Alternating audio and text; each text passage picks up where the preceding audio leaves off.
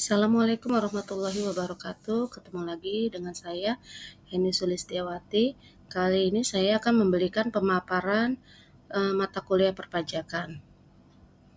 Untuk ujian akhir semester ini saya mengambil studi kasus penggelapan pajak di Samsat Kelapa II. Penggelapan pajak merupakan salah satu bentuk tindak pidana ekonomi yang dapat merugikan negara dan masyarakat. Pajak adalah sumber utama pendapatan negara yang digunakan untuk membiayai berbagai program pembangunan. Oleh karena itu, penggelapan pajak dapat berdampak negatif terhadap pembangunan sosial, ekonomi, dan kesejahteraan masyarakat. Salah satu kasus yang cukup menarik perhatian adalah penggelapan pajak yang terjadi di Samsat Kelapa II yang merupakan salah satu unit pelayanan pajak kendaraan bermotor. Pengertian penggelapan pajak. Penggelapan pajak adalah tindakan yang dilakukan oleh seseorang atau kelompok untuk menghindari kewajiban membayar pajak atau mengurangi jumlah pajak yang seharusnya dibayarkan dengan cara-cara ilegal. Penggelapan ini bisa dilakukan melalui manipulasi data, penyalahgunaan wewenang, atau penipuan terkait laporan keuangan. Dalam konteks Samsat, penggelapan pajak seringkali berkaitan dengan pajak kendaraan bermotor yang seharusnya dibayar oleh pemilik kendaraan namun tidak disetorkan dengan benar atau bahkan diselewengkan oleh oknum yang tidak bertanggung jawab. Latar belakang kasus penggelapan pajak di Samsat Kelapa II. Samsat Kelapa II yang terletak di wilayah Tangerang, Banten merupakan salah satu unit pelayanan pajak kendaraan yang cukup sibuk. Di tempat ini, masyarakat melakukan pembayaran pajak kendaraan bermotor secara tahunan. Namun, pada tahun tertentu terungkap adanya kasus penggelapan pajak yang dilakukan oleh sejumlah oknum petugas di Samsat Kelapa II. Dalam kasus ini, petugas yang seharusnya bertanggung jawab untuk menerima pembayaran pajak kendaraan ternyata memanipulasi laporan dan menyalahgunakan data kendaraan untuk mengurangi jumlah pajak yang seharusnya dibayarkan oleh pemilik kendaraan. Beberapa oknum bahkan mencatat pembayaran yang tidak pernah dilakukan oleh wajib pajak, sehingga uang yang seharusnya disetorkan ke kas negara tidak pernah sampai. Kasus ini mencuat setelah adanya audit internal dan laporan dari masyarakat yang merasa ada kejanggalan dalam proses pembayaran pajak mereka. Investigasi lebih lanjut mengungkapkan bahwa penggelapan ini telah berlangsung cukup lama dan melibatkan sejumlah oknum yang memiliki akses langsung ke data pembayaran.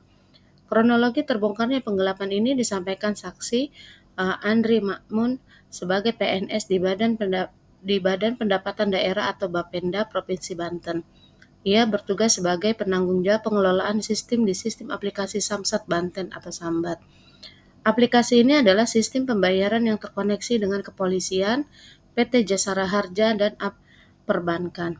Sistemnya diatur mulai dengan runutan pendaftaran, penetapan, korektor, pembayaran, cetak SKPD, cetak STNK, kemudian proses posting atau pengumpulan uang pajak ke pemerintah daerah.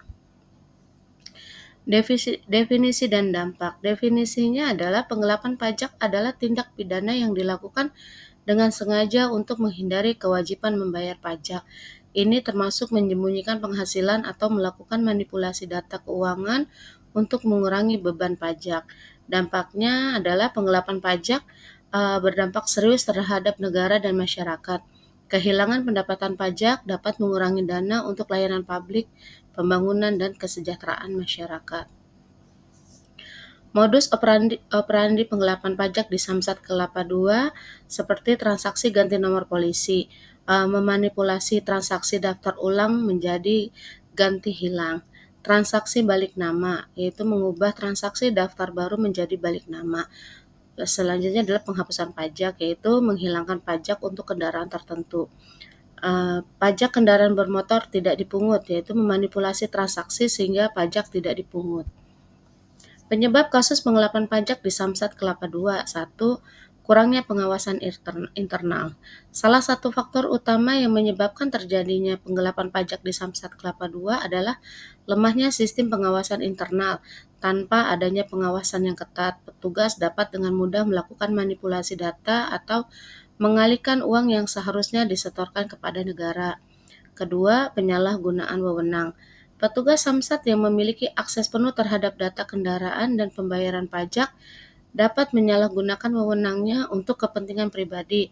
Kepercayaan yang diberikan kepada petugas dalam pengelolaan pembayaran pajak tidak diimbangi dengan pengawasan yang memadai.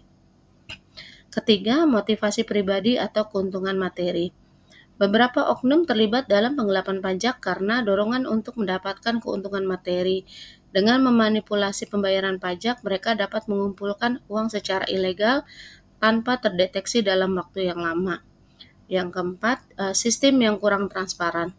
Sistem yang kurang transparan dalam pengelolaan pembayaran pajak kendaraan memungkinkan terjadinya tindakan penggelapan tanpa adanya mekanisme pelaporan yang jelas dan verifikasi yang ketat. Uang yang diterima dari wajib pajak tidak terdeteksi. Dampak kasus pajak. Pertama yaitu kerugian negara. Penggelapan pajak mengakibatkan kerugian negara yang signifikan. Pajak kendaraan bermotor merupakan sumber pendapatan penting bagi pemerintah daerah. Dan jika pajak tidak dibayar atau disetorkan, negara akan kekurangan dana untuk program pembangunan dan layanan publik. Kedua, tercemarnya nama baik lembaga pemerintah. Kasus ini juga merusak citra lembaga pemerintah, khususnya Samsat, sebagai institusi yang seharusnya menjaga integritas dan kepercayaan publik. Kejadian seperti ini dapat mengurangi kepercayaan masyarakat terhadap sistem pelayanan publik. Yang ketiga, dampak pada masyarakat. Masyarakat yang merasa dirugikan oleh penggelapan pajak dapat kehilangan kepercayaan pada sistem perpajakan dan pelayanan publik. Selain itu, ketidakadilan yang terjadi akibat penggelapan ini dapat meningkatkan rasa frustasi dan ketidakpuasan publik. Langkah-langkah penanggulangan yaitu dapat dilakukan dengan peningkatan pengawasan dan sistem audit, yaitu pemerintah perlu memperkuat pengawasan terhadap proses pembayaran pajak kendaraan di Samsat. Penerapan sistem audit yang lebih ketat dan rutin, baik secara internal maupun eksternal, akan mengurangi kemungkinan penyalahgunaan wewenang. Kemudian melakukan pelatihan dan pengembangan profesionalisme petugas, yaitu menjaga integritas petugas Samsat dengan memberikan pelatihan yang memadai tentang etika, tanggung jawab, dan kewajiban hukum sangat penting. Petugas yang profesional akan lebih cenderung untuk melakukan pekerjaan yang jujur dan amanah. Selanjutnya, penerapan sistem yang lebih transparan dan terintegrasi.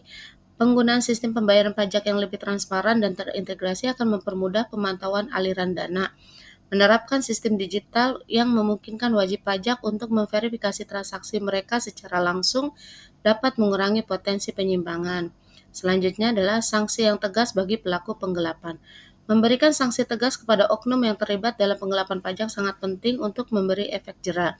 Sanksi hukum yang jelas dan tegas akan memperlihatkan bahwa tindakan penggelapan pajak tidak akan dibiarkan begitu saja. Kesimpulannya, kasus penggelapan pajak yang terjadi di Samsat Kelapa II, Tangerang merupakan contoh nyata bahwa meskipun sistem administrasi perpajakan sudah terkomputerisasi, celah untuk melakukan kecurangan masih bisa terjadi jika pengawasan tidak optimal. Penggelapan pajak tidak hanya merugikan negara, tetapi juga merusak kepercayaan masyarakat terhadap sistem perpajakan. Pada kasus penggelapan pajak di Samsat Kelapa II menunjukkan pentingnya pengawasan dan integritas dalam pengelolaan pajak. Oleh karena itu, langkah-langkah penanggulangan yang tepat seperti peningkatan pengawasan, transparansi sistem, serta memberikan edukasi kepada masyarakat dan penegakan hukum yang tegas harus diambil untuk mencegah kejadian serupa di masa depan. Selain itu, penting bagi petugas Samsat untuk menjaga profesionalisme dan kepercayaan publik agar sistem perpajakan berjalan dengan sangat baik dan efektif. Sekian pemaparan dari saya. Wassalamualaikum warahmatullahi wabarakatuh.